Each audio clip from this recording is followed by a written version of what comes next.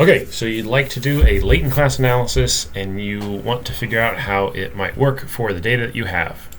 I have some example data in here. This is going to be in R, and we're going to run through some fake data that I've made. This fake data is going to look like this. So I have a bunch of intake data. This is just an individual bird who came in the summer, who was a juvenile, who was in a rural area when they were took by a public person, so not like a organization, that got hit by a car and it died. Right, so we have information about each individual that comes in, and what we want to try and do with latent class analysis is I want to try and figure out whether there is like a standard type, right? If there's an inherent class or grouping that each of these individuals should belong to based off of some outcomes. So some reasons why you might want to do this is in, like, for example, survey data on individuals. If you ask them, hey, where do you stand on these various political issues? Something like, I feel this way about gun control and immigration and reproductive rights, etc. Then there is a latent class that you can probably guess at based off of what their response is to those things. Like, you might find someone that is a Republican or Democrat, or like various strains of those, if you want to assume that there are more than just two latent classes. That's how you can go about categorizing people into classes or categorizing data points into classes. So here's how you would do it for this data. I have a R Studio workout, and so you have to install R and start R Studio, and this is the data that you'd run. I set my working directory to the file that data is in. I make sure that my working directory is the correct one. I already have these packages installed, so if you don't have these packages installed, you would then remove this pound symbol. It's going to be cranky if I do it, so I'm going to add that back. So it just skips over it because I don't have anything in here. I've loaded the latent class analysis. I load tidyverse, just another package that's useful for data handling. I load my data in. I tag it, making sure that my uppercase and lowercase are all correct, and making sure that spaces are all correct, etc. I try to do LCA. So now I read my data. I then look at what my indicators are, and if I want to change this, I can change these. I am choosing what I think might be good indicators for this latent class analysis. If I want to add something in here, so I have species grouping, age class, the type of injury, and then whether they lived or died.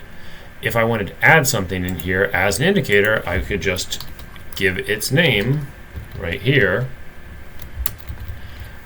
So if I want to add something like their season admit, so I would just bring in this title name in quotations, and now it's going to have another indicator that I wasn't originally assuming. So now I would load this indicator again. So now it is using this as seasonal admit as also part of the indicators. We change these to factors so that it's like categorical, not like 1, 2, 3, 4, 5, but it's not linear values.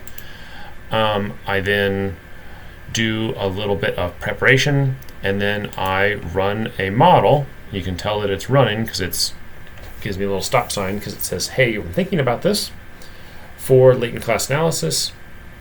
And after it's finished, it'll remove this stop sign, but I'm also just going to go ahead and plot these out initially. What you're doing with this is you're trying to say, hey, are there 3 data groups in my in this data, or are there not? Are there 2? Are there 6, etc.? And then it says, hey, which of these models is the best fit? In this one, it would probably fall out that like 4 is selected by AIC and 2 is selected by the BIC value. So you want to try and find the lowest, right? AIC and BIC are golf rules. You want to have the lowest numbers being the best. AIC is a little less conservative. BIC is a little more conservative by saying we're going to really penalize you by having more classes, so that's why these give different numbers. I might have had a thought that there should be 3 or 4 classes inherently going into this, so I might have a little a priori thoughts on this. Looking at this data, I might say like, hey, 3 would be a good fit between these. I actually don't know what these outcomes are going to be because I've just changed the data. So, hey, it's saying you should try either 2, 3, or 4 as the values. I'm probably going to go with 3 because it's pretty close in BIC and it's being selected by both. So now I run my latent class analysis with 3 classes. If I were to change this here and change it to 4 or change it to 2, it would give me different values. I run my BIC, I'm sorry, the LCA, the latent class analysis, and then I want to look at and say, hey, which one of these, what are these values and how good of a fit are these? And then I say, all right, here are the values. So 146 of my animal submissions fit in my class 1. So whatever that class is, I don't know quite yet, but like I'm saying, hey, these submissions, 146 of them are most like each other in class 1, and then class 2 and 3 have different values as well. So then I go and want to look at, okay, what does it mean to be in class 1 and class 2 and class 3? So in this, I'm now starting to figure out which is the big thing. It looks like the class 2 are mostly spring admissions, which would make sense because these are mostly juveniles, whereas class 1 and 3 are both mostly adults, right? So I would figure this out that, hey, this class 1 looks to be mostly birds whenever they come in. Class 2 appears to be mostly mammals, but mostly spring mammals and spring juvenile mammals. Anytime something is kind of evenly split between a class, so like adults and juveniles, class 3 appears to be not both, it's not biased one way or the other.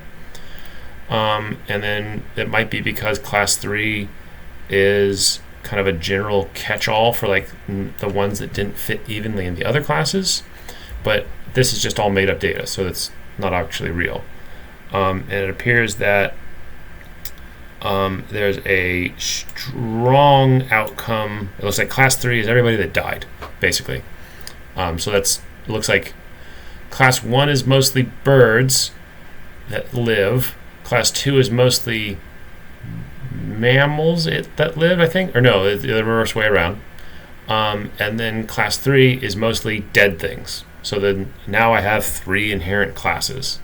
And I might use those classes to understand things a little bit more. So then I could go and plot this as a way to like make it a little bit more obvious to me by using these sorts of groups. So these are the indicators. And then are you in this latent class 1, latent class 2, latent class 3? It looks, but it's like kind of hard to read these because it's a probability of being in what class that is a category, so you can't really look at them so carefully. You have to break down and figure out what are the classes that you're actually caring about as a way to look at this. And then this code looks at the dominant factor. So it looks like the things that go into causing class 3 is mostly release outcome, and then these other class 2 is mostly driven by these other ones, and looks like class 1 is not driven by really anything but just something that didn't quite fit in the others. So that's a way to look at and slice up these differences a little bit closer. So this is all made up data. It would be neater if you had a better understanding of what the classes would be going in, but this is how you go about doing this change and looking for these individuals. If I were to go back into this data and say, hey, I'm going to look at it in a number of classes as 2, and then selecting all of this R code after this, and then running all of this again, then it would give me some maybe bigger distinctions between the data. right? So now this is a little bit more clearer on release outcomes being a big driver and species group being a big driver of things. So that's how you would go about doing a latent class analysis, structure it for your data.